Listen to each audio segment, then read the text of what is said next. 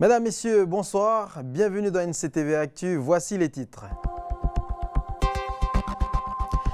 Importé du Bangladesh, voici les premières images des uniformes 2017 des écoles primaires de la province sud. Ce sont des polos imprimés avec le logo de l'école primaire de votre enfant. Reportage au cœur de la fabrication de ces nouvelles tenues. C'est parti pour 5 ans. La campagne de prévention autour des IST démarre aujourd'hui. Les infections sexuellement transmissibles. Qu'est-ce que c'est? Quelles sont les campagnes menées dans le monde? Alors pour quel traitement? La réponse dans cette édition. Et enfin, dans notre feuilleton de la semaine consacré à l'OFC Champions League de football, nous vous montrerons comment des jeunes ramasseurs de balles contribuent à la qualité technique d'une rencontre. Je vous le disais en titre, mesdames et messieurs, c'est aujourd'hui qu'a débuté la fabrication des uniformes scolaires pour l'année 2017. 20 600 élèves sont concernés dans 97 écoles de la province sud.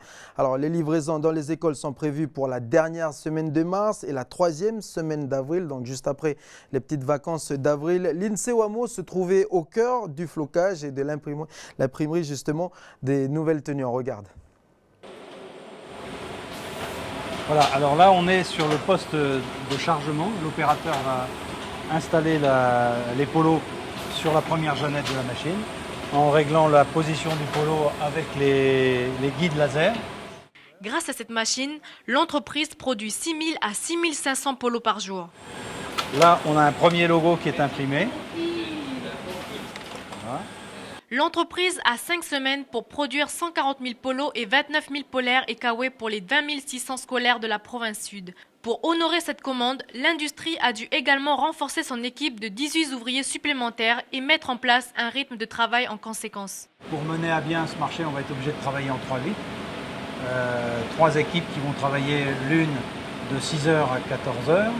La suivante va prendre le relais de 14h jusqu'à 22h et la dernière va faire la nuit de 22h jusqu'à 6h du matin. Autre épreuve qui se présente pour l'entreprise, la gestion le jour J de la distribution des uniformes. En effet, il est recommandé aux parents d'effectuer une précommande sur le site internet de l'entreprise car la distribution des uniformes risque d'être longue pour ceux venant acheter directement sur le site de l'école. Les uniformes devraient être livrés et distribués dans les 97 écoles de la province sud fin mars.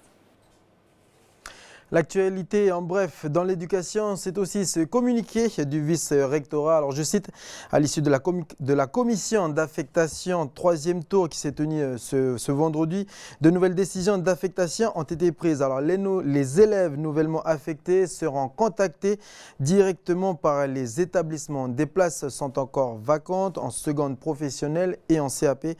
Pour tous les élèves qui n'auraient pas obtenu satisfaction, contactez le CIO au 26 61 66.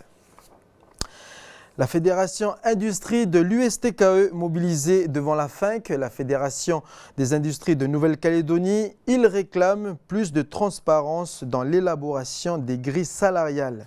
L'USTKE a été reçu à 13h30 par la direction de la FINC. On écoute Malaloa Fidel, le secrétaire général de la Fédération Industrie USTKE. On a déjà l'assurance que pour les prochaines négociations de fin 2017, il y aura une pré-réunion effectivement pour pouvoir identifier les différentes tailles d'entreprises. On ne peut pas négocier dans une entreprise avec 200 salariés comme on négocie dans une entreprise avec 50 salariés, comme on négocie avec le petit industriel qui n'a que 2-3 salariés. Donc on ne peut pas tout mélanger, mais au niveau des branches, ce qui a fâché et puis ce qui a exaspéré l'USTKE, c'est cette opacité, quoi. On a un peu de tout là-dedans, on vient en négociation plus pour faire de la figuration, plutôt que de relayer le vase communicant des salariés dans les entreprises. Alors vous venez d'entendre un mot, le mot branche. Alors il faut savoir qu'il existe une vingtaine de branches en Nouvelle-Calédonie, comme par exemple le BTP, le commerce ou encore la mine. Alors pour chacune de ces branches, les partenaires sociaux, c'est-à-dire les syndicats des employeurs et des salariés, ont négocié un accord professionnel qui a pour vocation à organiser le statut des salariés qui travaillent dans ce secteur d'activité. Laure Charlier, responsable de l'Institut des relations sociales, nous explique à quoi servent ces négociations de branche. On l'écoute. Les négociations de branche aboutissent à ce que les partenaires sociaux, comme la loi le prévoit, se réunissent une fois par an au moins pour étudier ensemble les salaires et l'évolution de la situation économique de la branche et aussi l'évolution de l'emploi. Et ce qui est spécifique au niveau des branches d'activité, et qui est un peu complexe aussi, c'est de déterminer une politique salariale de branche qui va couvrir toute la branche professionnelle et pas effectivement dans une logique d'entreprise prise individuellement. Je vous le disais en titre, la campagne de prévention autour des risques d'infections sexuellement transmissibles a démarré aujourd'hui et elle s'étale sur 5 ans. Organisée par l'Agence sanitaire et sociale du pays, elle commence avec l'information à la population. Alors pour rappel, et c'est le chiffre du jour, 22% des Calédoniens entre 18 et 25 ans ont une IST, une infection sexuellement transmissible. C'est un chiffre de 2015 révélé par l'Agence sanitaire et sociale du pays. Alors justement, pour informer la population, je vous propose de regarder un extrait d'une vidéo qui a été élaborée justement pour la prévention. On regarde. Ah, c'est quoi ça, les IST? Des infections sexuellement transmissibles. Carrément une infection? Ben ouais, c'est un microbe qui passe d'une personne infectée à une autre. Et quand ils couchent sans contact. Les deux sont infectés? Ouais. Mais les IST, ça concerne qui? Les hommes? Les femmes? Ben oui, les deux, les hommes et les femmes. Et il en existe plein sur le caillou. Ah bon? La bande, on est tous concernés par les IST. Voilà, c'était un extrait de la campagne qui a démarré, je le rappelle, aujourd'hui. Alors comment attrape-t-on des IST? Voici la réponse avec Prosper Poigou. Une IST est une infection sexuellement transmissible, favorisée principalement par des relations sexuelles non protégées. La plupart d'entre elles se soignent facilement, mais quand elles ne sont pas traitées rapidement, elles peuvent entraîner de graves complications, telles que la stérilité, un risque du cancer du col de l'utérus, un risque de cancer du foie et même la mort. Chez la femme enceinte, il existe un risque de transmission de l'IST de la mère à l'enfant. Des symptômes peuvent apparaître dans un délai de 3 jours ou 2 mois après un rapport non protégé. Démangeaisons, douleurs à l'intérieur ou autour des organes génitaux, sensation de brûlure en urinant, sécrétion et écoulement malodorant au niveau des organes génitaux. En Nouvelle-Calédonie, selon une enquête réalisée en 2012 par l'ASSNC, un Calédonien sur 10 entre 18 et 49 ans est porteur d'une chlamydia. Cette IST touche plus particulièrement les jeunes de 18-25 ans, puisque cela concerne un jeune sur 5. En France, selon Santé Magazine, l'infection à chlamydia a enregistré 81 000 cas en 2015, soit 10% de plus qu'en 2013. Dans 2 tiers des cas, il s'agit de femmes âgées de 15 à 24 ans. En Nouvelle-Calédonie, les IST les plus répandues sont les suivantes: le chlamydia, le papillomavirus, le gonocoque, l'herpès génital, la syphilis, l'hépatite B ou le VIH. Alors sachez qu'il y a plus de 30 infections différentes qui peuvent être transmises lors d'un rapport sexuel, comme nous venons de voir avec Prosper. Alors difficile de toutes les énumérer, mais surtout difficile d'en parler. Nous avons posé la question à Pascal Domingue-Mena, qui est en charge de la prévention de la santé en province Nord. C'est elle qui relaie la campagne de l'Agence sanitaire et sociale du pays ici. On l'écoute et elle est au micro de Anissa Toussi. Parler de sexualité, c'est quelque chose qui est difficile, quelle que soit l'ethnie, quel que soit l'âge des gens. C'est un sujet intime et les gens ne souhaitent pas en discuter comme ça dans la rue ou sur un atelier ou quelque chose comme ça devant tout le monde. Au collège, on fait une intervention sous forme de théâtre où on les met en scène, en situation. Au collège, on les met en situation du premier rapport sexuel. Comment je fais? Est-ce que je suis prête? Est-ce que je suis prêt? Est-ce qu'elle veut? Est-ce qu'il veut bien? Ça, c'est important. Comment je me protège cette fois-là, mais aussi les autres fois. Qu'est-ce qu'il faut faire si je ne veux pas être enceinte? Au lycée, on ne va pas travailler sur le premier rapport sexuel. On va plutôt travailler sur la prise de risque. Comment je fais pour me protéger, pour ma contraception, pour ne pas tomber enceinte, pour ne pas attraper d'IST, pour ne pas être violée. Parce qu'il y a ça aussi. sur l'homosexualité, sur la parentalité. Je suis parent, je peux devenir parent. Qu'est-ce qui va se passer? Comment je vais pouvoir faire? Et donc c'est tout ça qu'on aborde avec eux. Et c'est aussi sous forme de théâtre parce que c'est une forme d'expression qui est beaucoup plus facile. Et pour en parler aux adultes, la province Nord passe par le jeu. Elle a décidé de proposer de remplir un quiz, une manière ludique afin de casser les tabous. Et vous allez le voir que suivant les régions du globe, le temps des campagnes de sensibilisation est bien différent. Reportage de Stéphanie Marly. À Tahiti, l'ambiance est plutôt informelle, avec une énumération de l'ensemble des infections sexuellement transmissibles et l'importance d'utiliser un préservatif. Tout comme en voiture, ayez le réflexe de vous protéger. Autre campagne à présent qui a été diffusée dans tous les dom-toms. Celle-ci aborde le sujet de manière beaucoup plus décontractée et avec humour. Passer une nuit divine en bonne compagnie, pourquoi pas, mais pas n'importe comment, les risques sont beaucoup trop grands. Nos deux jeunes amis ont décidé d'avoir des rapports sexuels non protégés, et ce, malgré les nombreux risques. Alors, Erika et Steve, sur quoi imaginez-vous tomber ce soir?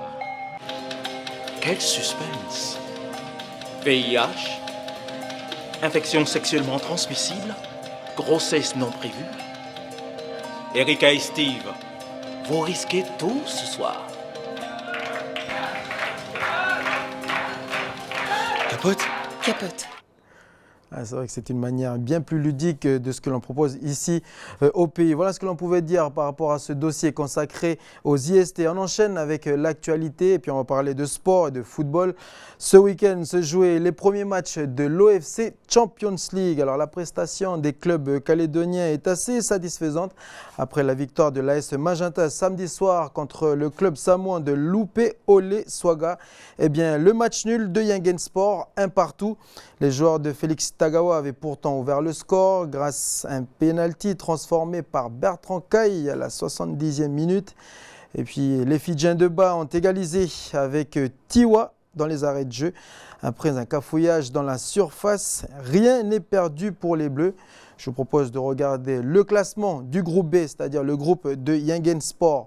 On le regarde, premier de la poule, c'est les Néo-Zélandais Team Wellington avec leur victoire 4-1 face à l'équipe de Puaikura. C'était dimanche avant le match de Yingen et de Ba. Deuxième, Ba FC, ex aequo avec Yingen Sport. Et puis dernier, Puaikura FC. Et dans le classement de l'autre groupe, le groupe A, celui de Magenta, eh bien, le club de Magenta qui rencontre justement demain soir le club tahitien de Central Sport, premier du groupe A, Central Sport avec 3 points, ex aequo avec l'AS Magenta. Troisième, Lupe Ole Swaga. Et ensuite, le club papou de Madang FC. Prochain match pour Magenta, c'est demain à 20h, je vous le disais, contre Central Sport. Et puis, prochain match pour l'équipe de Yingen Sport, ce sera mercredi à 20h contre Team Wellington. Et juste avant, ne manquez pas la rencontre Puaikura FC Ba. C'est à 17h à Kone au stade de Yoshida. 2 rencontres qui seront diffusées en direct sur NCTV.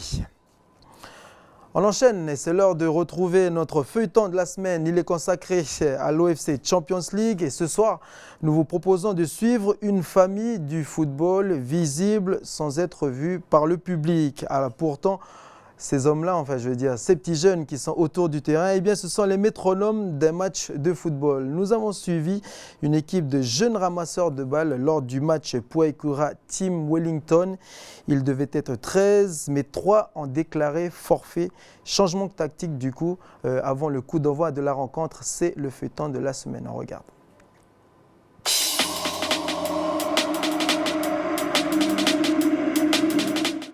On va revoir les placements parce qu'il y a Joshua qui est parti. Voilà. Je pense qu'il est fatigué. Donc du coup, avec Warren, on a vu, donc, au lieu de faire 3 derrière les buts là, donc on va faire 2. Aujourd'hui, ils ne sont que 10 au lieu de 13 à officier autour du terrain. Récupérer le ballon sorti des limites, en donner un autre aux autres joueurs, des tâches assez simples mais attention, gare au relâchement. Du coup, une piqûre de rappel s'impose. Si le match commence et que le ballon il sort, qu'est-ce qu'il faut faire? Oui. D'abord, il faut lancer le ballon à l'autre équipe qui vient chercher. Puis après, on va reprendre le ballon qui est sorti. C'est important pour pas qu'il y ait de la perte de temps aussi pour les joueurs, parce que les joueurs doivent être rapides pour le temps. Leur rôle, c'est de ramasser les ballons, mais pas seulement. Première mission pour ces jeunes footballeurs issus des clubs de Bako et de Yengen, porter les drapeaux avant le coup d'envoi, un moment qui demande beaucoup de justesse dans le geste. Première mission accomplie, nos jeunes ramasseurs de balles doivent maintenant rejoindre leur poste. Ezekiel.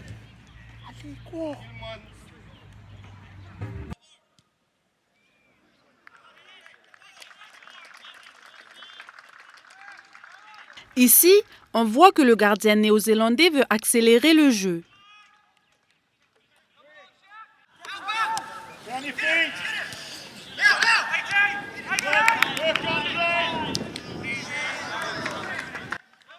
Ce qui n'est pas le cas de son homologue des îles Cook. Dans les deux cas, les ramasseurs de balles ont été réactifs.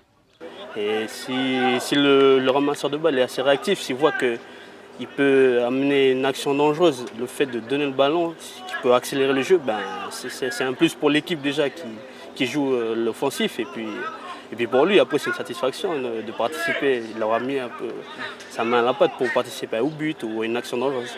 À la fin de la rencontre, Xavier Lévy, leur responsable, est satisfait de leur prestation. Prochain rendez-vous pour nos convoyeurs de ballons, mercredi à 17h pour le prochain tour de la compétition. Voilà, nous arrivons au terme de ce journal, de cette édition. Merci à tous de nous avoir suivis. Bonne soirée et à demain.